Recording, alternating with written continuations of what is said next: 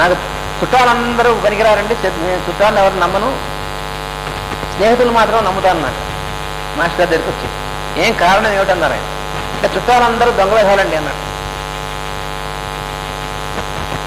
అంటే ఆయన అడిగారు, మాస్టర్ అడిగారు గురువు గారు, ఎంతమంది చుట్టాలు ఉన్నారో నీకు అని అడిగారు. 100 మంది పైన ఉంటారండి అన్న. ఆహా అలాగా, అయితే నిన్న నా దగ్గర రానివ్వకూడదు, ముందు నీ దగ్గర జాగ్రత్తగా ఉండాలన్నా. అదేమిటండి అన్నాడు. వాళ్ళకి అర్థం కాలే. అదేమిటండి అన్నాడు. అంటేను నీకు 100 మంది చుట్టాలు ఉన్నారన్నావు కదా, 100 మంది దొంగవేశాలే అంటే 100 మంది దొంగవేశాలే, 100 మంది కూడా చాలా దొంగవేశాలు. అంటే అర్థం ఏంటి, చుట్టాలు ఇది కూడా దొంగవేశాలు.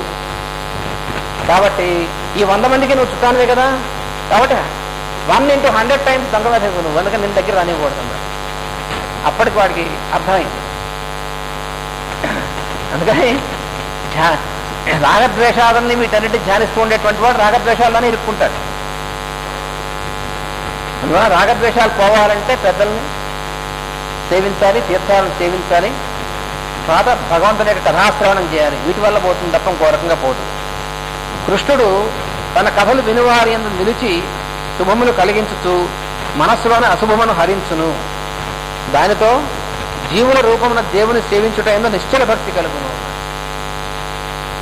అప్పుడు రజస్తమస్సులు ప్రేరేపించు లోభాదులు పనిచేయవు. లోభం, కామం ఇవన్నీ కూడా రజోగుణం, తమో గుణం వల్ల ప్రేరేపబడుతూ ఉంటాయి.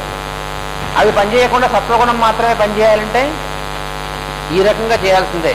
అంటే కామక్రోధాలు పోవాలి, లేదా రజస్తమస్సులు పోవాలి అన్న ఒకటి మళ్ళీ అవే పట్టుకుంటాయి, మళ్ళీ దాన్ని ధ్యానం చేస్తాం.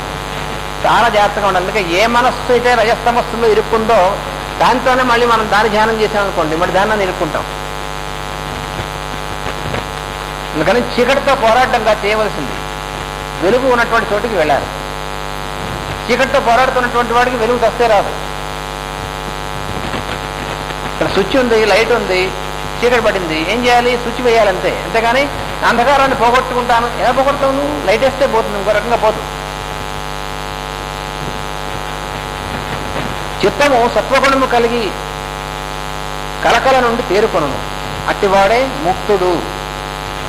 మోక్షం అంటే అది స్థితి, అంతేగాని చనిపోవడం మోక్షం కాదు. శరీరం వదలడం కనుక మోక్షం అయితే దానికి ప్రయత్నం ఎందుకండి, ఇంత గోళ ఎలాగూ పోతాం, దానికి ఏం ప్రయత్నం ఒక్కలే, అప్రయత్నంగా మోక్షం వస్తుంది, అలా రాదు మోక్షం అంటే. వాని యందే ఈశ్వర తత్వజ్ఞానం సిద్ధించును, వానికి మాత్రమే అహంకారం కరిగిపోవును. జ్ఞానము అజ్ఞానము కలిసిపోయిన ముద్దయే అహంకారం. అహంకారం అంటే ఏంటంటాం మనం, అహంకారం అంటూ ఉంటాం. అజ్ఞానము జ్ఞానము రెండు కలిసిపోయినటువంటిదే అహంకారం అంటే. కనుకనే కొంత జ్ఞానం పనిచేస్తున్నప్పుడు మంచి విషయములు తట్టుతుండను. అంటే ఎలా చెప్పగలవు అంటే, మనకి ఏమవుతుందంటే జ్ఞానం కొంచెం ఉంటుంది కాబట్టి అప్పుడప్పుడు మంచి విషయాలు తడుతూ ఉంటాయి. అజ్ఞానం పనిచేయనప్పుడు ఇతరుల లోపములు కనిపించుతుండడం జరిగి అహంకారికి ధర్మము కార్యరూపమున పట్టక నిలిచిపోవును. మామూలుగా అహంకారం అనేటువంటిది ఎవరికైతే ఉంటుందో వాడికి జ్ఞానం అజ్ఞానం కలిసిపోయి ఉంటాయి కాబట్టి మంచి మంచి ఊహలు వస్తాయి మధ్యలో. నాకు కూడా మంచి ఊహలు వచ్చాయి అనిపిస్తుంది వాడికి, కానీ అవి కార్యరూపంలోకి రావు. వాడు అహంకారం కరిగిపోగా సంశయములు తొలగిపోవు. అహంకారం ఎప్పుడైతే కరిగిపోతుందో అప్పుడు జ్ఞానం ఒకటే ఉంటుంది, అప్పుడు ఇంకా సంశయాలు అనేటువంటివి ఉండవు. సంశయములు తర్కము వలన కానీ ప్రశ్నోత్తరముల వల్ల కానీ తొలగవు. ప్రజ్ఞలోని మడతలు విచ్చుకొని విశాలత్వం ఏర్పడినప్పుడు మాత్రమే తొలగిపోవును. మనకు సంశయాలు ఉంటాయి. ఇవన్నీ అనుకుంటామంటే ఈ సంశయాలు పోవాలంటే కూర్చుని తర్కం చేస్తే ఏమి పోవు. మనకు లోపల ఉన్నటువంటిది విశాలత్వం వస్తే అంతర్యామి దర్శనం కలిగితే అవి పోతాయి, అహంకారం పోతాయి. కానీ తర్కం వల్ల దాటి వల్ల పోయేటువంటిది కాదు, అలా పోతే ఎప్పుడో పోయేది. కారణం ఏమనగా ప్రశ్నలు స్వభావం నుండి పుట్టినవి కానీ జవాబుల కొరకు పుట్టినవి కావు. అది అక్కడ ఒక రహస్యం. చాలా ప్రశ్నలు ఉంటాయి మనసులో. ఎక్కడి నుంచి పుడతాయి? మన స్వభావం నుంచి పుడతాయి. ఉదాహరణకి ఒకడు తన శత్రువుపై పగ కలిగి అతడు కనిపించినప్పుడు కొట్టవలనని కొన్ని రాళ్లు దగ్గర పెట్టుకొని చీకటిలో నక్కి ఉన్నాడు. ఉదాహరణ ఇచ్చారు మాస్టర్. ఆ దారిలో తన పుత్రుడు వస్తుండగా శత్రువు అనుకుని రాళ్లు విసిరాను. ఇంతలో ఒక మిత్రుడు వచ్చి పుత్రుడని తెలియజేశాను. అరే నువ్వు నీ కొడుకునే కొట్టేవారా శత్రువుని కాదని తెలియజేశాడు. అతడు రాళ్ళు విసురుట మానెను. అట్టి సందర్భమున విసురుగా మిగిలిన రాళ్ళు హాని కలిగింపకుండును గాని విసురుని రాళ్లను గూర్చి ఫలితము విషయమున ఎవడను ఏమీ చేయలేడు. చూసారా, చక్కటి ఉదాహరణ మనకు అర్థమైనదిచ్చారు. వాడు శత్రువుని కొడదామని చెప్పి చిక్కట్లో కూర్చున్నట్టు రాళ్ళు పెట్టుకుని వాడు వస్తే వాడు బుర్రబాలు కొట్టేద్దామని రాళ్ళు విసిరి, వాడు ఆ సమయం కొడుకు వచ్చాడు, ఆ రాళ్ళు విసిరేశాడు, వాడు కొడుకు దెబ్బ తగిలింది. వాడు ఎవడో అరే నీ కొడుకుని కొడుతున్నాడు, అరే కొడుకునే అన్నాడు. చూశాడు, కొట్టడం అయిపోయింది, దెబ్బ తగలడం అయిపోయింది. ఇంకా మిగిలిన రాళ్ళు ఉన్నాయి. ఇంక ఈ రాళ్ళతో కొట్టను, కానీ కొట్టిందా ఏమైంది? ఈ రాళ్ళు కొట్టలేదు నిజమే. అట్టి సందర్భంలో విసరుగా మిగిలిన రాళ్ళు హాని కలిగింపకుండును కానీ విసిరిన రాళ్ళను గురించి ఫలితం విషయంలో ఎవడు ఏమీ చేయలేడు. ఈ కారణంలోనే కొందరు సాధు స్వభావాలను సాధించుకున్నట్టు ప్రారంభించి మనస్సులో శత్రుత్వం తొలగించుకున్న తర్వాత నుండి కొందరు అకారణ శత్రువులు ఏర్పడుటయు పరిస్థితులు గట్టుగా పరిణమించుటయు జరుగుతుండును. ఇదంతయు ఆరబ్ధ కర్మ ఫలముల ప్రభావము. అప్పులు చేసి కష్టములు పాలైన ఒకడు నేటి నుండి అప్పులు చేయనని నిర్ణయించుకోవడం వలన అప్పులు చేయనట్టు రజోగుణ దోషం తీరవచ్చు. ఇవాళ నుంచి నేను అప్పులు చేయను, మంచిదే, ఇక ముందుకు పనికొస్తుంది. కానీ ఇప్పుడు చేసినవి అవి పోవే. అంతకు ముందు చేసిన అప్పుల బాధలు తీరదు కదా. అట్లే ఆరబ్ధ కార్యముల ఫలితములు నశింపవు. వారిని కరిగించుకున్నట్టుకు కావలసిన ప్రశాంతియు నిశ్చలత్వము వ్యక్తుల రూపంలో ఉన్న వాసుదేవుని ధ్యానం వలన సిద్ధించును. అందువల్ల ఇక ఇంతకు ముందుకి చేసినటువంటి పనుల యొక్క ఫలితాలు అవి క్యాన్సిల్ అయిపోతే చాలా పనులు చేస్తాం మనం. మనకి ఎవరన్నా గురువు కనిపించగానే గురువు యొక్క అనుగ్రహం పడి ఇంతకు ముందు మనం చేసినటువంటి పనుల యొక్క ఫలితాలు దుష్పరాలు అన్నీ కూడా పోతాయి. ఇక ముందు దుష్టకార్యాలు చేయకుండా ఉండేటువంటి బుద్ధి వస్తుంది. కానీ ఇంతకు ముందు చేసినటువంటి చెడ్డ పనుల యొక్క ఫలితాలు ఉన్నాయే అవి మాత్రం ఎక్కడికి పోరు అబ్బాయి, అయిపో. అయితే ఇంకెందుకంటే భగవంతుడు గురువు ఇంకెందుకు, ఇప్పుడు చేయకుండా ఉండడం కోసం. ఎందుకంటే ఇప్పుడు కూడా చేసామనుకో రేపు పొద్దున మళ్ళీ వీటి ఫలితం వస్తుంది కదా. అందుకని ఇప్పటి నుంచి మంచిగా ఉండడం కోసం భగవంతుడు గురువు ధ్యానం ఇవన్నీ. మరి ఇంతకుముందు చేసిన వాటికి అంతేనా అంటే ఇప్పటి నుంచి నువ్వు మంచిగా ఉండడం మొదలు పెడితే ఇంతకుముందు నువ్వు చేసినటువంటి వాటి ఫలితాలు నీ దగ్గరికి వచ్చినప్పుడు వాటి వలన ఇంతకు ముందులాగా బాధపడేటువంటిది ఉండదు. అది వస్తుంది. ఇది చాలా మంది తెలియదు. ఇంతకుముందు కొన్ని పొరపాట్లు చేశాము, వాటి యొక్క ఫలితాలు ఏవో పొరపాట్లు చేస్తే డబ్బులు వచ్చాయనుకోండి, సరే ఇప్పుడు మరి భగవంతుడి యొక్క అనుగ్రహం ఇప్పుడు పొరపాటు చేయటం లేదు. ఇప్పుడు ఏమొస్తుందంటే ఇంతకు ముందులాగా డబ్బు వస్తే ఏడుస్తున్నటువంటిది పోతుంది. ఇంతకుముందు కొంచెం నొప్పి రాగానే అయ్యో ఇది వచ్చిందని ఏడ్చేటువంటిది ఉంది, అది పోయి ఈ నొప్పి ఇంతకుముందు దీని ఫలితం అది అయిపోతుంది అనేటువంటిది ధైర్యం వస్తుంది. ఇక ముందు తప్పు చేయకున్నటువంటి లక్షణం వస్తుంది. అంతేగాని ఇంతకు ముందు చేసినటువంటి ఫలితాలు క్యాన్సిల్డ్, అలా క్యాన్సిల్ చేస్తే ఇంకా ఎక్కువ చేస్తాం మనం. అది రోగానికి వ్యాధి నివారణ కాదు. ఇంతకుముందు చేసినటువంటి ఫలితాలు మనం క్యాన్సిల్ చేశారనుకోండి, ఇంతకుముందు తిన్నాం, కడుపు నొప్పి వచ్చింది కాబట్టి ఇప్పుడు కడుపు నొప్పి తగ్గిపోయేట్టు మందేశాం అనుకోండి, కాబట్టి ఏం చేస్తాం రేపు పొద్దున ఇంకా ఎక్కువ తింటాం, మంద ఎలాగో ఉంది కాబట్టి.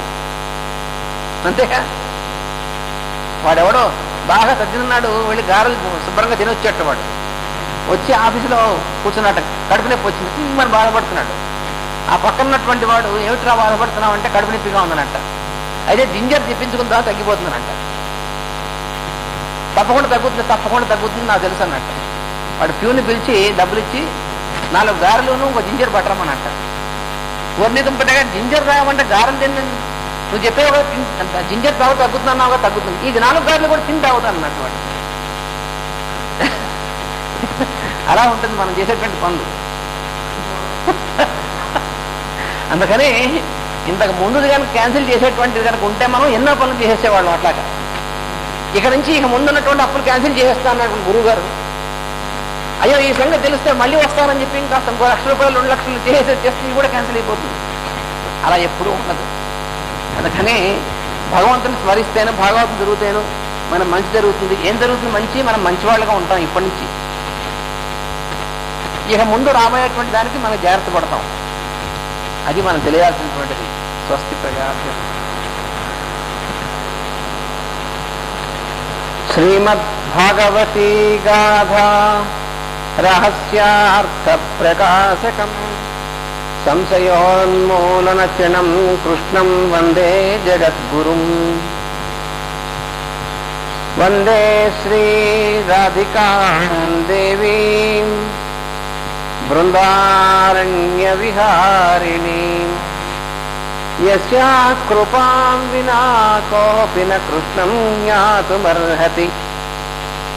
పుంజీభూతం ప్రేమ గోపాంగనానాం మూర్తీభూతం భాగధేయం యదూనాం ఏకీభూతం గుప్తవిత్తం శృతీనాం శ్యామీభూతం బ్రహ్మ మే సన్నిధత్తాం. వ్యాసం వసిష్ఠనప్తారం శక్తేః పౌత్రమకల్మషం పరాశరాత్మజం వందే శుకతాతం తపోనిధిం. వ్యాసాయ విష్ణురూపాయ వ్యాసరూపాయ విష్ణవే నమో వై బ్రహ్మనిధయే వాసిష్ఠాయ నమో నమః. ఓం అస్మద్గురుభ్యో నమః.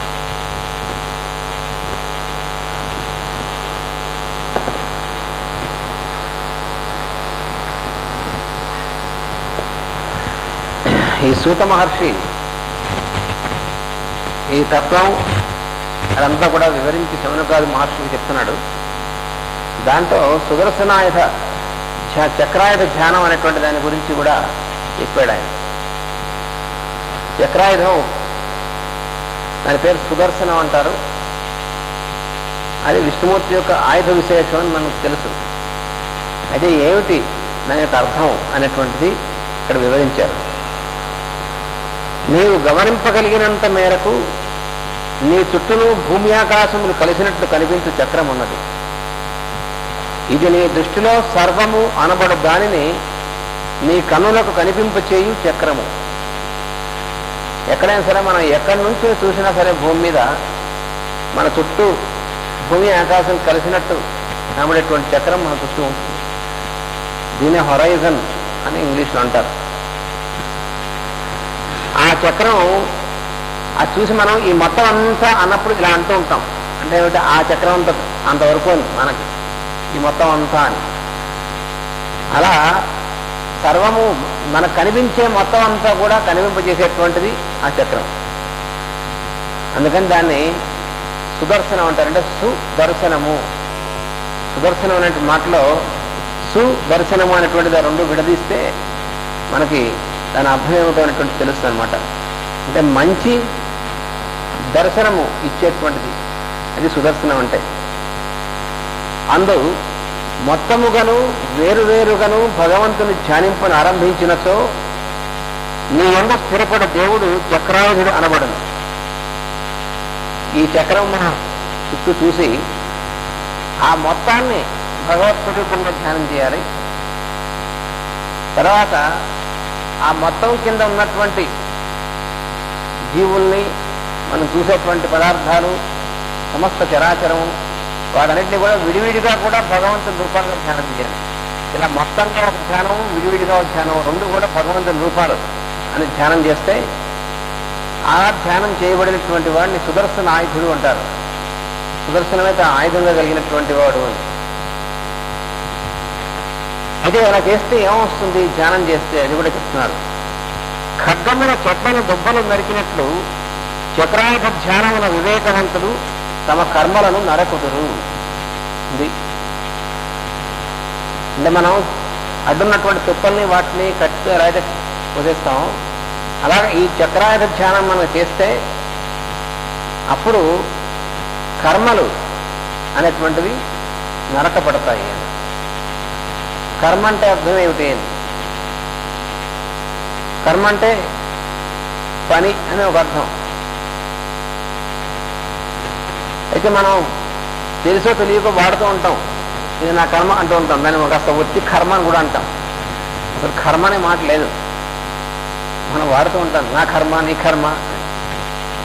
కర్మ కాదు, కర్మ. అయితే కర్మ అంతా ఏమిటి అంటే కొంతవరకు తెలుసు అని కొంత చెప్తారన్నమాట. అంటే మనం పూర్వం చేసిన పని యొక్క ఫలితము అని. మనం పుట్టుకకు కూడా కారణం కర్మే అని కూడా కొంతవరకు తెలుసు.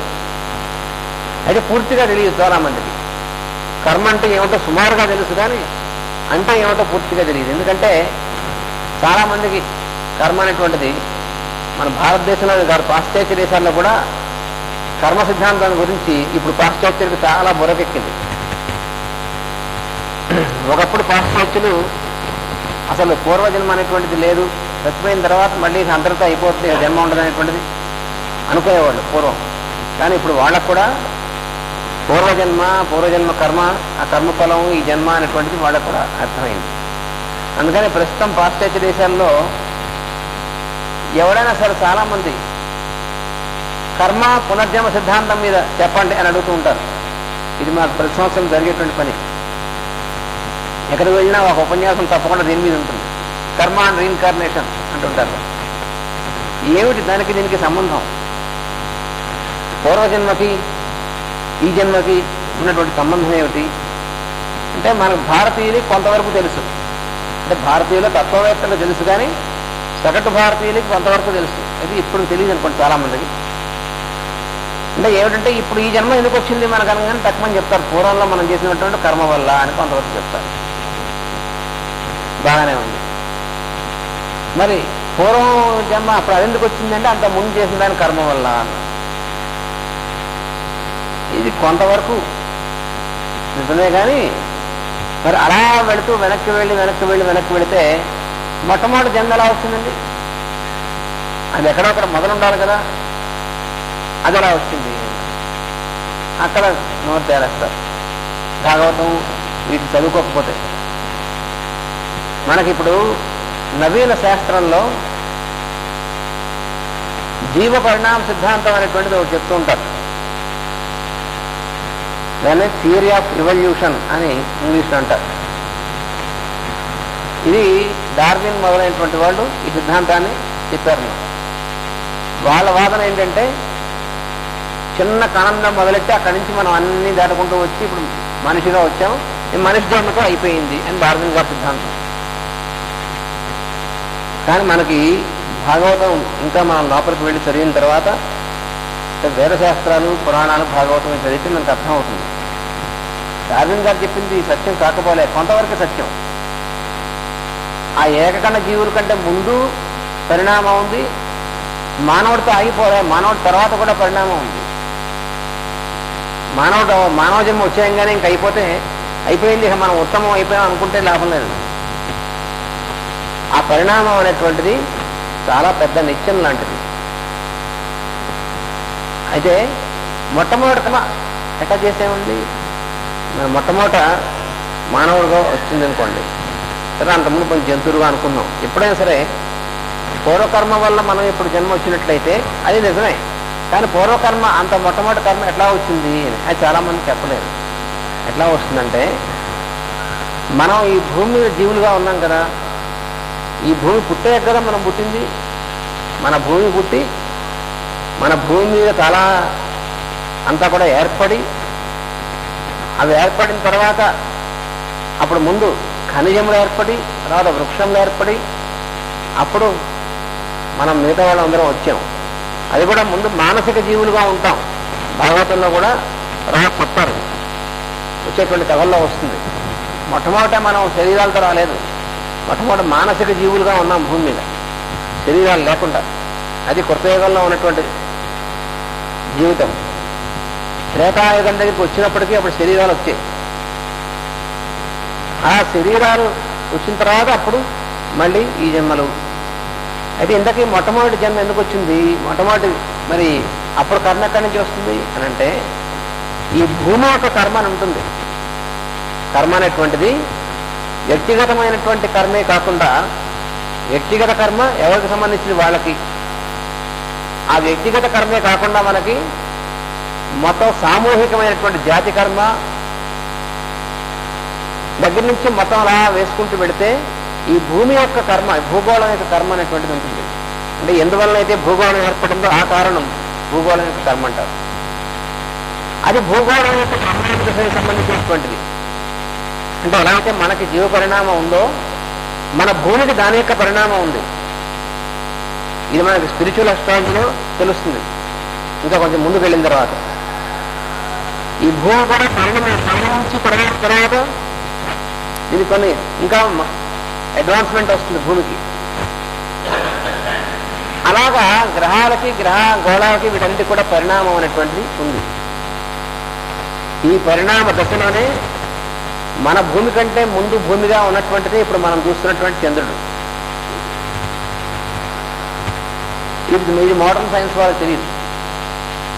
మోడర్న్ సైన్స్లో ఏమంటున్నారంటే చంద్రుడు అనేటువంటిది భూమిలోంచి ముక్క వేరైపోయి ఈ భూమి చుట్టూ తిరుగుతూ ఉంటాయి శాటిలైట్ లాగా అని అంటున్నారు. కానీ కాదు, అది అజ్ఞానం.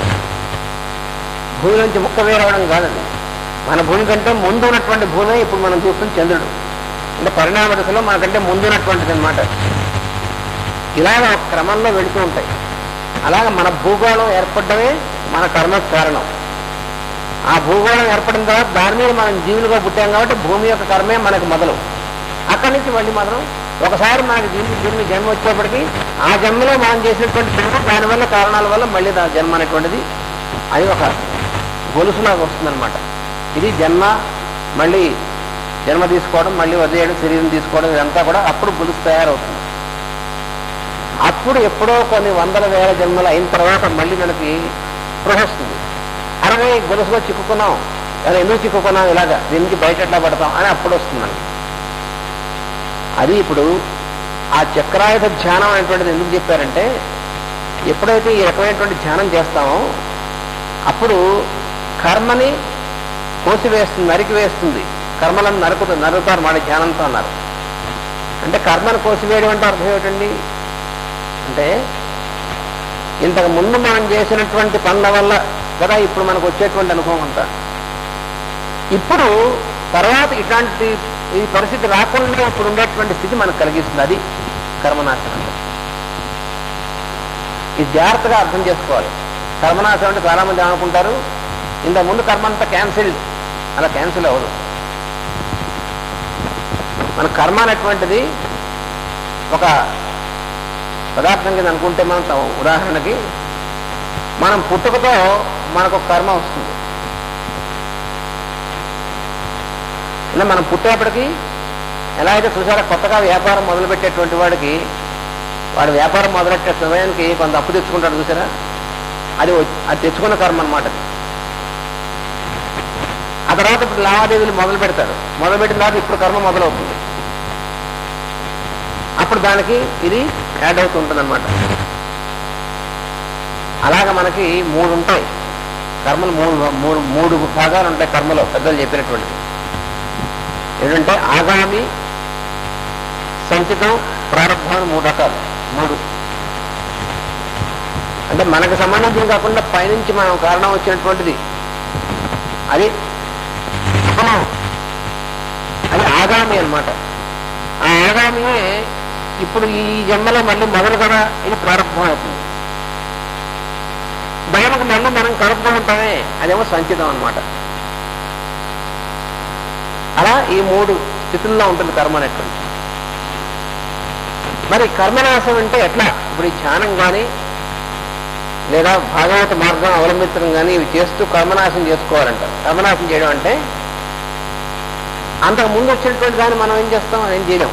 అది ఇంత ముందు నుంచి వచ్చింది, దాన్ని క్యాన్సిల్ కాదు. మరి దాన్ని ఎలాగన్నారు? దాన్ని ఎలాగంటే దాన్ని అనుభవించడమే. అయితే ఆ అనుభవించడంలో ఈ యోగం కనుక తెలిసినట్టయితే మనకి యోగ మార్గం లేదా భగవాన్ సాధన ఇవి చేసినట్టయితే ఆ కర్మానుభవం జరుగుతున్నప్పుడు దానిలో ఉండేటువంటి మనస్సు మనకు అనుకోవడం ఉండదు. అప్పుడు దానికి సంబంధించినటువంటి దుఃఖమైనటువంటి అనుభూతి ఉండదు. అది ఉన్నటువంటిది. ఇది చాలా జాగ్రత్తగా అర్థం చేసుకోవాలి. ఇంకా ఎవడూ కూడా ఇంతకు ముందు చేసినటువంటి కర్మ క్యాన్సిల్ చేసేసుకోవడం అనేటువంటిది జరగదు. మనం ఇంతకుముందు అప్పు చేసాం, అది క్యాన్సిల్డ్ అంటే కొంతమంది అంటారు, హేతువాదులు అంటారు, అటువంటి వాళ్ళు అంటారు ఇప్పుడు 1,00,000 రూపాయలు అప్పు చేశాడు, వాడు చచ్చిపోయాడు, క్యాన్సిల్లే కదా. ఎక్కడ క్యాన్సిల్ పోలే, వాడు చచ్చినట్టు వచ్చే జన్మలో ఇచ్చాల్సిందే వీడికి. అది తప్పించుకోలేడు ఎవడు కూడా. అప్పు చేసినా అంతే, ఇంకోటి దగ్గర నువ్వు పొందినటువంటి ప్రయోజనమైనా అంతే, ఏదైనా అంతే, మంచిదైనా చెడైనా సరే తప్పకుండా దాని యొక్క ఫలితం అనుభవించక తప్పదు. అయితే ఈ కర్మనాశం అనేటువంటిది ఇది వస్తే ఆ ఫలితాన్ని అనుభవించడంలో మనస్సు దానిలో ఇరుక్కోవడం ఆ మొట్టమొదటిది. అది అంటే ఏమిటంటే, ఎప్పుడైతే అంటే ఇంతకుముందు మన యొక్క కర్మఫలం వల్ల ఇప్పుడు ఘోరమైనటువంటి విపత్తు ఒకటి ఉందనుకోండి, మనకి ఏదో మహావ్యాధి రావాల్సినటువంటిది ఉంది, అది కర్మఫలం వల్ల అనుభవించాలి. అయితే ఎప్పుడైతే మనం భగవత్ సాధన, భగవద్ ఆరాధన, అంతర్యామి సాధన చేస్తాం, అదే గురువుకి సర్వసమర్పణం చేస్తామో, అయితే ఇటువంటి ధ్యానం మొదలైనటువంటి చేస్తామో, అప్పుడు ఏం జరుగుతుందంటే, ఏ సమయంలో మనం ఈ మహా భయంకరమైనటువంటి రోగంలో ఉన్నటువంటి పరిస్థితి ఉందో ఆ సమయంలో అటువంటి రోగంతో బాధపడుతున్నటువంటి వాళ్ళకి సేవ చేస్తూ వాళ్ళ మధ్యన ఉంటాం. అంటే ఏమైంది, మనకు రోగం అంటలేదు, ఆ రోగంతో ఉన్నటువంటి వాళ్ళకి మనం సేవ చేస్తున్నటువంటి స్థితిలో ఉన్నాం కాబట్టి ఆ రకంగా కర్మ క్లియర్ అవుతుంది. ఇది కర్మనాశనం అంటే. అలాగే పూర్వకర్మ ఫలం వల్ల మనం ఇప్పుడు బలానప్పుడు జైల్లో ఉండవలసినటువంటి పరిస్థితి ఉందనుకోండి, ఇది ఒక ఉదాహరణ. అది తప్పించుకోవడానికి వీల్లేదు కర్మఫలం. మామూలుగా నువ్వు అట్టాగే ఉన్నావా, జైలుకి వెళ్లాల్సిందే. ఆ సమయానికి కనుక వివేకవంతుడైతే, ఇలాగా భగవదుపాసన చేసేటువంటి వాడైతే వాడికి ఏమవుతుంది, ఎలా తప్పుతుంది, ఆ సమయానికి జైల్లో ఉన్నటువంటి వాళ్ళకి వీడు వెళ్ళి ఏదో నేర్పడమో, అక్కడ ఉన్నటువంటి వాళ్ళకి ఏదో సేవ చేయడానికి వెళ్ళడమో, ఆ కారణంగా జైల్లోకి వెళ్ళడం అవుతుంది. అంటే బంధింపబడ్డ కానీ అక్కడ ఉంటాడు, కర్మ అలా వెళ్ళిపోతుంది అన్నమాట. చూసారా మరి, ఇది కర్మనాశం అంటే. ఇది తెలిసినటువంటి వాడు అలా ఉపయోగించుకుంటారు. అంటే కర్మ క్యాన్సిల్ కాదు, అది న్యూట్రలైజేషన్ అంటారు దాన్ని. అంటే ఏమిటంటే దాన్ని అనుభవించడమే కానీ అనుభవిస్తూ దానిలోకి మనకి దుఃఖానుభవం లేకుండా ఉండడము.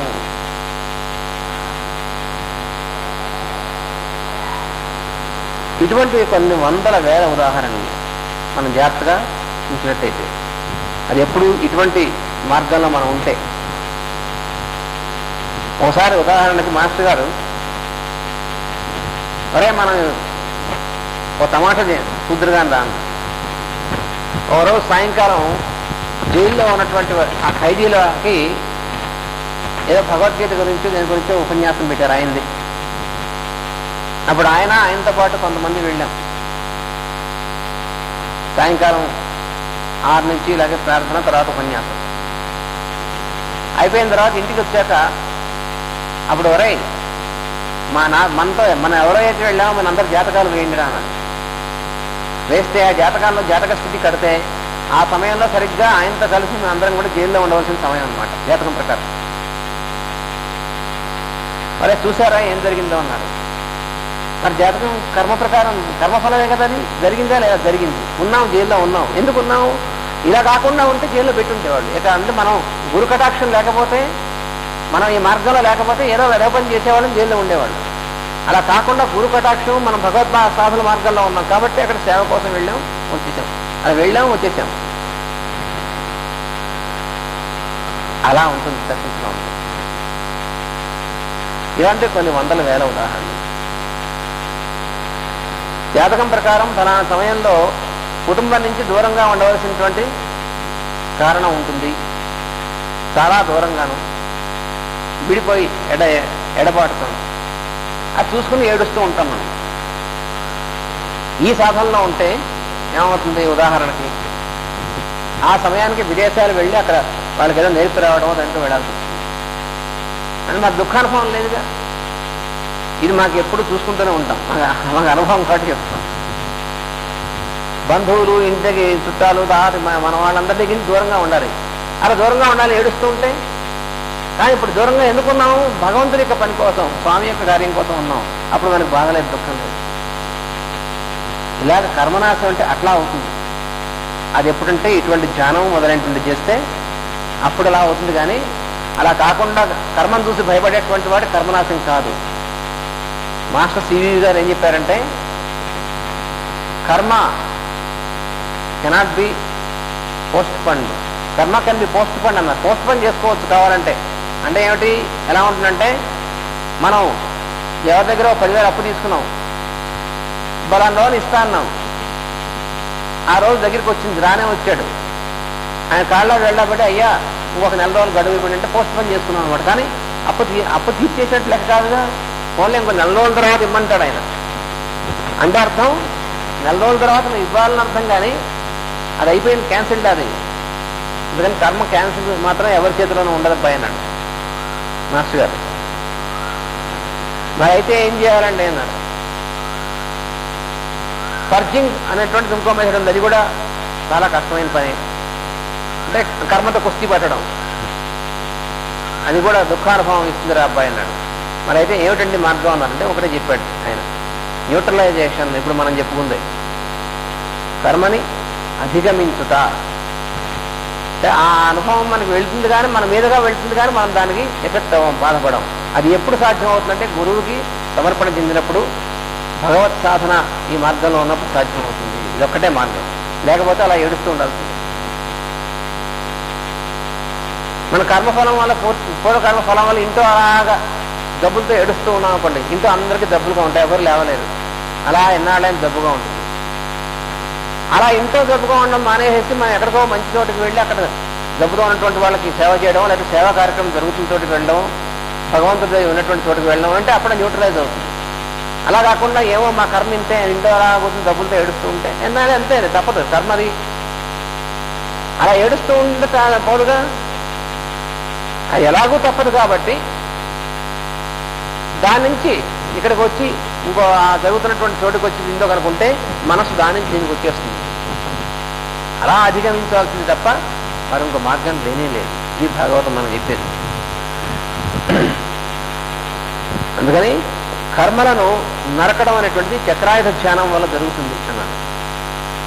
ఈ ధ్యానమును అభ్యసించుటకు కావలసినది శ్రద్ధ.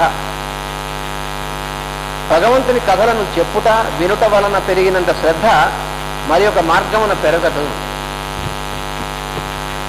పుణ్యనదులలో స్నానం చేయుట వలనను, పెద్దలను సేవించుతూ సాన్నిధ్యమును అనుభవించడం వలనను కూడా శ్రద్ధ పెరుగును. అందరి యందు వ్యాపించి ఉన్న చేష్టాత్మకుడైన దేవుని కథలందు కర్మబంధములను తొలగించును. దేవుని కథలను కర్మబంధమును తొలగించును. అభ్యాసమున ఇతరములందు అభిలాష తగ్గును. అంటే మనకి మామూలుగా చాలా అవి ఇవి అంటూ ఉంటాయి. మనం రోజు మొత్తం మీద చూస్తే నిజంగా పనికొచ్చే పనులు మనం చేసింది కొంచెమే ఉంటుంది. మిగతా అంతా మనం ఏం చేస్తుంటాం, మనం తెలియకుండానే సమయాన్ని వృధా చేస్తూ ఉంటాం. ఆ సమయంలో మనం చేసేటువంటిది మనకి పనికొచ్చేది కాదు, ఇంకోళ్ళకి పనికొచ్చేది కాదు. అంటే ఎక్కడో జంక్షన్లో ముందు కబుర్లు చెప్పుకున్నాం అనుకోండి, ఎలక్షన్స్ గురించి ఏమిటి, ఎందుకు నీకు, ఎవడి పనికొచ్చింది, లేదా వాడెవడో ఏం చేశాడో, వాడు ఏదో ఇలా అయిందో, లేదా ఇంట్లో ఉన్నటువంటి వారి తల్లులు వాళ్ళు కూడా అందరూ చేరి ఏవో గురించి మాట్లాడుకుంటూ ఉంటారు అనుకోండి, అవి ఎంత ఇవెంత అలా ఉందని. వీటి వల్ల ఏమిటి ఉపయోగం? కానీ మనకి అలవాటు అన్నమాట.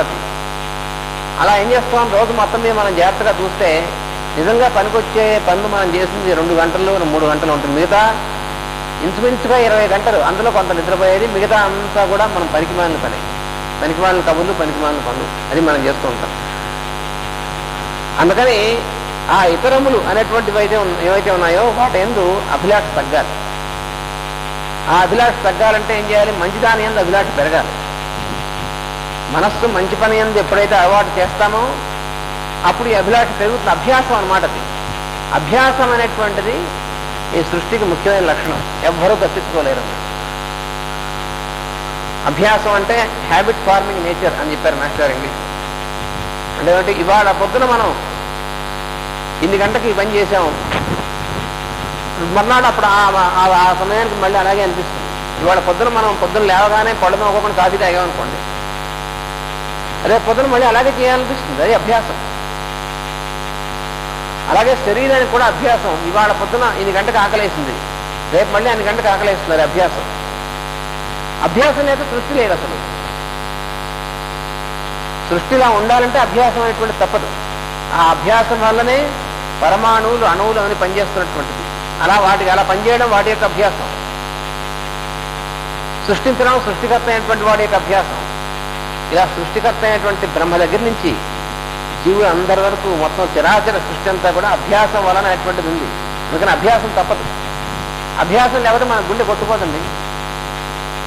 అలా గుండె అలా అలా అలా అలా కొట్టుకుంటుంది. ఎందుకని దాని యొక్క అభ్యాసం అది. ఇలాగా అభ్యాసం అనేటువంటిది మన లక్షణం కాబట్టి ఆ లక్షణాన్ని ఉపయోగించి మంచి వైపు పెట్టు. అది నీ మనస్సుకు అభ్యాసం నువ్వు చేయవలసింది. మనస్సు అటు ఇటు పోతుంది. నువ్వు ఏం చెప్పకుండా ఉంటే అటు ఇటు పోతుంది మనస్సు. ఎందుకంటే అటు ఇటు పోవడం దాని లక్షణం అన్నాడు. మనస్సు ఒకటి నిలవటం లేదండి, కాన్సన్ట్రేషన్ కుదరట్లేదు అని అంత ఇబ్బంది పడుతూ ఉంటారు. మనస్సు నిలవాలంటే మనస్సుకు నువ్వు ఏమైనా మంచి పని అప్పచెప్పు తెలుస్తుంది. మనస్సు అనేటువంటిది అటు ఇటు తిరుగుతూ ఉండడం దాని లక్షణం. ఏదో పని చేస్తూ ఉండాలి. ఏ పని చేయకుండా మాత్రం ఉండదు. ఏ పని చేయకుండా మనస్సు అలా కట్టేసట్టే పెడతాయి. ఎవరికి సాధ్యం కాదు. కృష్ణుడే చెప్పాడు స్వయంగా భగవద్గీతలో, అసంశయం మహాబాహో మనో దుర్నిగ్రహం చలం. మనస్సు అనేటువంటిది కదలకుండా కట్టివేయడం ఎవరికీ సాధ్యం కాదు అన్నాడు. మరి అదేమిటండి, ఎలాగండి? మరి ఎలాగంటే దానికి మంచి పని అప్పచెప్పు, చేస్తూ ఉంటుంది. ఏదైనా మంచి పని చెప్పకపోయావా నేను మింగేస్తుంది అది మనస్సు. మనస్సుతో ఉన్నటువంటి ఇబ్బంది అది. అంటే అర్థం నేను మింగేయడం అంటే ఏవో వ్యవహారాలు వస్తాయన్నమాట. ఖాళీగా ఉంచారా మనస్సు ఎవరికైనా సరే, మహాయోగులకైనా సరే, ఎవరికైనా సరే ఖాళీగా కనుక మనస్సు ఉంచారా ఆ మనస్సు ఎటో లాగేస్తూ ఉంటుంది. అనవసరమైనటువంటి వాటి మీద లాగేస్తుంది. అది లాగేసిన తర్వాత కొంతసేపటి కన్నా అరే ఇంతసేపు ఇలా అయిపోయిందని అప్పుడు అనిపిస్తుంది అనమాట. అందుకంటే మహాభయంకరమైనటువంటి రాక్షసుడు ఎవరంటే మనస్సే, మన మనస్సే. దీనికి చిన్న కథ చెప్పారు మాస్టర్ గారు. సార్ వాడు ఎవడో బ్రహ్మ గురించి తపస్సు చేశాడు. చేస్తే ప్రత్యక్షమయ్యాట. ఏం కావాలరా అబ్బాయి అన్నట్టు. నేను ఏ పని అడుగుతా ఆ పని చేసి పెట్టేటువంటి ఒక పెద్ద జైంట్ కావాలన్నట్టు వాడు. ఎందుకంటే వాడు అంతమంది కథలు తెలివాడు. అలా తినేటువంటి కథలే పిచ్చి కథ.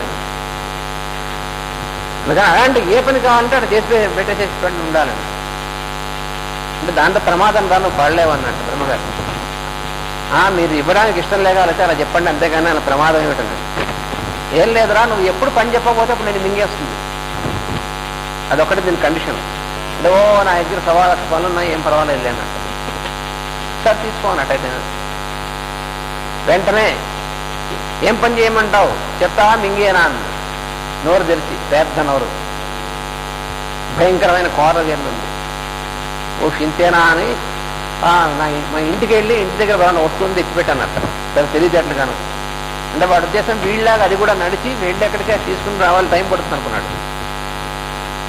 అలాగే అని వీడి కన్ను ఇలా అని తెలిసేపటికి ఇంకో నీకు వస్తుంది. ఆశ్చర్యం, అరే ఇంత వేగమా మరి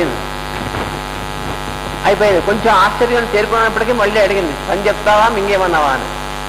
ఎప్పుడు పని చెప్పకపోతే మింగేస్తున్నారు వెంటనే. భయంకరమైనటువంటి పిశాచం అనమాట అది.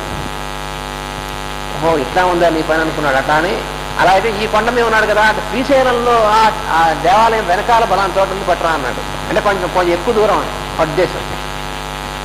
అలా అయితే కొంతసేపు పడుతుంది, ఈ లోపల మనం నెక్స్ట్ రెడీ చేసుకోవచ్చు అనుకున్నాడు వాడు. అంటే మళ్ళీ కన్నుల ఆర్పు తెచ్చేప్పుడు మళ్ళీ అక్కడ సిద్ధం తెచ్చేసింది. వెళ్ళొచ్చేసాను.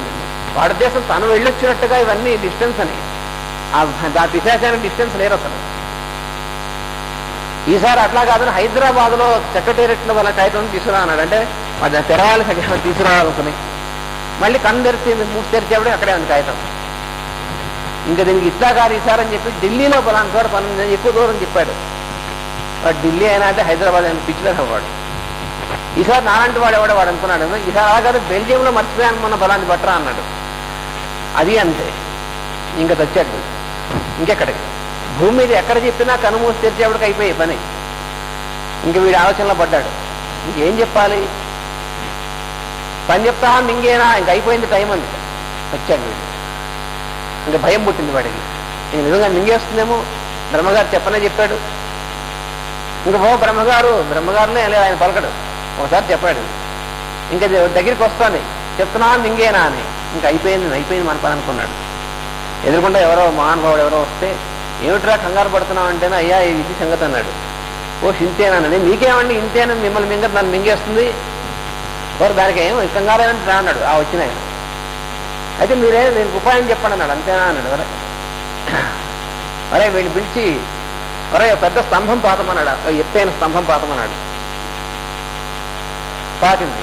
ఎంతసేపు, ఇప్పుడు ఏం చేయమంటావు, కింద నుంచి పైకి పైనుంచి కిందకి నేను బిరిచేవాకు తిరుగుతూ ఉండమన్నాడు. అయిపోయింది. ఇంత తేలిక అన్నాడు వీడు. ఇది నాకు తట్టలేదు ఇందా నుంచిను. ఓరి సన్నాసి, అదేరా నీ మనస్సు. నీ మనస్సుకి నువ్వు ఎప్పుడూ ఏం మంచి పని అప్పచెప్పి మా పనిలో పెట్టావా ఆ పనిలో ఉంటుంది, పనిలో పెట్టకుండా ఖాళీగా ఉన్నావా నిన్ను మింగేస్తుంది. సో ఇది మన కథ. ఆ భూతం ఏమిటంటే మన మనస్సే. అదేండి మనస్సు యొక్క కథ. అప్పటికీ ఇప్పటికీ ఎప్పటికీ కూడా అదే మనసుకున్నటువంటి లక్షణం. అందుకని మహాభయంకరమైనటువంటి ప్రపంచంలో కల అతి భయంకరమైనటువంటిది ఏది అంటే మన మనస్సే. పైగా దానికి వేగం అంతా ఇంత కాదు, మనోవేగం అంటారు. అందుకేను ఇప్పుడు ఇక్కడ ఉన్నాం, ఢిల్లీ గురించి ఆలోచిస్తే ఢిల్లీలో ఉంటాం, చంద్రమండలం గురించి ఆలోచిస్తే చంద్రమండలంలో ఉంటాం. దేని గురించి తలుచుకునే చోట ఉంటుంది మనస్సు. దానికి వేగం, దానికి మనం భౌతికంగా ఉన్నటువంటి డిస్టెన్స్ ఏం లేదు దానికి. అటువంటిది మనస్సు. అందువల్ల ఆ మనస్సు మన చెప్పు చేతల్లో ఉండాలంటే ఏం చేయాలి అన్నాడు. దానికి భగవద్గీతలో చెప్పాడు, అభ్యాసే నతు కౌంతేయ వైరాగ్యేణ చ గృహ్యతే అన్నాడు. అభ్యాసం వైరాగ్యం ఆ రెండు ఉన్న అబ్బాయి అని చెప్పాడు. అభ్యాసం అంటే ఇగో ఇది, ఎందుకంటే మనస్సుకు అభ్యాసం లక్షణం కాబట్టి దాన్ని మంచి పనిలో పెట్టి రోజు 6 గంటలు ప్రార్థన చేయడం అలవాటే, మనసు చచ్చినట్టు చేస్తుంది. అప్పుడు అభ్యాసం పెట్టు. రోజు భాగవతం చదవడం అభ్యాసం చేయి. అలాగే రోజు నువ్వు మనస్సుకు తగినటువంటి పనిని పెట్టు, మనస్సు నీ జోలికి రాదు. అది చేయవలసింది, అది ఇక్కడ చెప్పినటువంటిది. అందువల్ల ఎప్పుడైతే అటువంటి దాంట్లో పెడతామో అప్పుడు ఇతరములైన అభిలాష అప్పుడు లేకుండా ఉంటుంది. ఇతరములైనటువంటివి ఉండవు. భగవంతుని యొక్క ధ్యానం, భగవంతుని యొక్క కథ, మనం భగవంతుడి కథలు చెప్పుకుంటూ మనం చేయాల్సిన పని చేస్తూ ఉండాలి. పని మన ద్వారా జరుగుతుంది, అది కూడా తెలుసుకోవాలి. పని మనం చేయడం అనుకుంటుంటాం. మనం ఏ పని చేసినా సరే పని నేను చేస్తున్నాను అనేటువంటిది మనం ప్రైమరీ క్లాస్లో ఉన్నప్పుడు సంగతి అనమాట. తర్వాత మనం తెలుసుకోవాల్సింది ఏంటంటే పని మనం చేయడం ఉండదు, పని మన ద్వారా జరుగుతూ ఉంటుంది. అది మనం సాధన చేయవలసినటువంటిది. దీన్ని మాస్టర్ గారు ఏం చెప్పారంటే ప్యాసివ్ యాక్టివిటీ అన్నారు. తమాషా అయినటువంటి వర్డ్ చెప్పారండి. ప్యాసివ్ యాక్టివిటీ అంటే మన ద్వారా జరిగేటువంటిది, కానీ నువ్వు ఎప్పుడు కూడా యాక్టివ్గా ఉండాలి. యాక్టివ్గా ఉండడం వేరు, బిజీగా ఉండడం వేరు. మనం ఎప్పుడు బిజీగా ఉంటాం, యాక్టివ్గా ఉంటాం. బిజీగా ఉండడం అనేటువంటిది మానసికమైన లక్షణం. ఎందుకంటే మనస్సు ఎప్పుడు అటు ఇటు కొడుతుంటాం, అది బిజీగా ఉండడం అంటే. ఆఫీస్కి వెళ్ళాలనుకోండి, పొద్దున్న లేచినప్పటి నుంచి పొద్దున్న రాగానే ఆఫీసులో ఏం చేయాలి, అది బిజీగా ఉండడం అంటే. వాడికి ఎప్పుడు మనస్సు బిజీ, వాడికే బ్లడ్ ప్రెషర్ అవన్నీ వచ్చేది. ఆఫీస్కి వెళ్ళాక కదా నువ్వు ఆఫీస్లో ఏం చేయాలి, ఇప్పుడేం చేస్తావు, ఇప్పుడు ఇంటి దగ్గర ఏం చేయాలో అది చేయాలి. అది మనసుకు అభ్యాసం చేయాలి. ఇప్పుడు నువ్వు ఎక్కడున్నావో అక్కడ ఏం చేయాలి, దాన్ని చేయాలి. కానీ అక్కడెక్కడో చేయాల్సింది ఇప్పుడు ఇక్కడ ఆలోచిస్తే అది రోగం అనేటువంటిది. అక్కడ మనస్సుకి మనం ట్రైనింగ్ ఇవ్వాల్సినటువంటిది. ఆఫీసులో ఇంటికి వెళ్ళాక మనం ఏం చేయాలి, ఇంటికి వెళ్ళాక చూడాలి ఏం చేయాలి. ఇప్పుడు ఎందుకు ఆఫీసులో ఇక్కడున్నప్పుడు ఏం చేయాలో అది చేయి. మనస్సుకి ఎప్పుడు కూడా వర్తమానంలో అప్పుడు ఏం చేయాలో అనేటువంటి దాంట్లో ఉండేటువంటిది అలవాటు చేయాలి. అలా చేసినప్పుడు మనం వర్తమానంలో ఉంటే అది నిజమైనటువంటి జీవితం. లేకపోతే ఏమవుతుంది, అయిపోయిన దాని గురించి అనుకున్నాం అనుకోండి, ఇప్పుడు ఏం చేస్తావు, అరే నిన్న మనం ఇలా చేసుంటే బాగుండేది, ఇప్పుడు దాన్ని ఏం చేయలేం కదా. నిన్న చేసుంటే బాగుండేది అనేటువంటిది ఆలోచిస్తున్న సమయం వెళ్ళిపోయింది. అందువల్ల అభ్యాసం అనేటువంటి దాంట్లో భగవంతుని యొక్క స్మరణ అనేటువంటిది నిరంతరం మనం ఏం చేయాలంటే పని మన ద్వారా జరుగుతూ ఉంటుంది. మనం అంతర్యామి ధ్యానం ఎప్పుడు చేస్తూ ఉండాలి. ధ్యానం అంటే ఒక చోట కోసం కళ్ళు మూసుకుంది మాత్రమే ధ్యానం కాదు. పొద్దున మనం ప్రేయర్ చేస్తున్నాం, సాయంకాలం ప్రేయర్ చేస్తున్నాం అనుకోండి, ఒక పావు గంట అరగంట ఇది ఎందుకు చేస్తున్నాం మనం? ఈ మిగతా ఉన్నటువంటి సమయంలో చేస్తున్నటువంటి ప్రతి పని యందు కూడా ఆ దృష్టి ఉండడం కోసం, అది అలవాటు పడడం కోసం చేస్తున్నాం. అది లేకపోతే కేవలం ఆ దేవుడి దగ్గర కూర్చుని కాసేపు మరి మిగతా అప్పుడు అని చాలామంది ఏమంటారంటే, అబ్బాయి ఇది పరం అంటే అది ఇహం అంటే అంటూ ఉంటారు. అంటే వాళ్ళు మెట్టవేరంతలు అనమాట. ఇదిట ఇహలోకంట, అది పరలోకంట. అలా ఏం ఉండదు. ఇది అది కూడా ఒకటే. ఇది వేరు అది వేరు ఎందుకు చెప్తారంటే, ఇక్కడ దేవుడి దగ్గర కూర్చున్నప్పుడు ఇది పరలోకం కోసం చేస్తున్నారు, రేపు వెళ్ళిన తర్వాత అవో వెళ్ళాక ఇంకోటి మోసం చేయాలి, అప్పుడు అక్కడ మరి ఇది అనుకుంటే కుదరదుగా. అందుకని అనమాట అది వేరు ఇది వేరు, అది వేరు ఇది వేరు ఉండదు. అది ఇది ఒకటే. అక్కడ చేసేటువంటి దాంట్లో సరిగ్గా చేయడం కోసం ఇక్కడ చేసేటువంటి సాధన. భగవద్ధ్యానం చేస్తున్నాం, భాగవతం జరుగుతున్నాం. ఎందుకంటే మిగిలినటువంటి రోజంతా చేసేటువంటి ప్రతి పనిలోనూ కూడా మనం భగవంతుని యొక్క సాన్నిధ్యం అనేటువంటిది ఆ నిలవడం కోసం, మనం ఎలా ప్రవర్తించాలో అది సరైన ప్రవర్తన ఉండడం కోసం. అది కాకుండా ఇది లేకుండా అక్కడంతా మాత్రం అట్లా చేస్తూ ఉండి ఇక్కడ మనం ధ్యానం చేస్తే ఏమీ ఉపయోగం లేదు. అలా ఎన్ని సంవత్సరాలు చేసినా ఒకటే. తర్వాత ఇక్కడ ఏం చెప్పారంటే, కృష్ణుడు పుణ్యశ్రవణ కీర్తనుడు అన్నారు. అనగా పుణ్యాత్ముల మాటలు వినుటయందును కథలు కీర్తించుట యందును నివసించి ఉండును, వినువారి హృదయములలో నిలుచును, సాన్నిధ్యముచే శుభములు కలిగి అశుభములు తొలగును, భక్తి నిశ్చలమగును. భక్తి అనగా పరమ ప్రేమ అని నారదుని నిర్వచనము. భక్తి అంటే ఏమిటి? భక్తి అంటే గట్టిగా ఆ గురువు అయితే భగవంతుడు ఉన్నప్పుడు గట్టిగా దండం పెట్టేసి అదొకటే కాదు భక్తి అంటే. భక్తి అంటే పరమ ప్రేమ అని నారదుల వారు భక్తి సూత్రాల్లో వివరించారు. పరమ ప్రేమ అనేటువంటి దాన్ని భక్తి అంటారు. భక్తి ఉన్న తావున రజస్తమస్సులు కరిగి సత్వము నిలుచును. పరమ ప్రేమ అంటే అర్థం ఏమిటంటే, మన మీద మనకి ఎంత ప్రేమ ఉంటుందో అటువంటిది సమస్త జీవుల యందు కూడా నిష్కారణంగా ఉంటే అది పరమ ప్రేమ అంటారు. కారణం వల్ల వాళ్ళ మీద ప్రేమ ఉంది, అది ప్రేమ కాదు, అది లిమిటెడ్ ప్రేమ, అది పరమ ప్రేమ కాదు. నిష్కారణంగా సకల జీవుల యందు ఉన్నటువంటి ప్రేమని పరమ ప్రేమ అంటారు. అది భగవంతుడి యొక్క లక్షణం. భగవంతుని యందు మనకు ఉండవలసినటువంటిది కూడా అదే.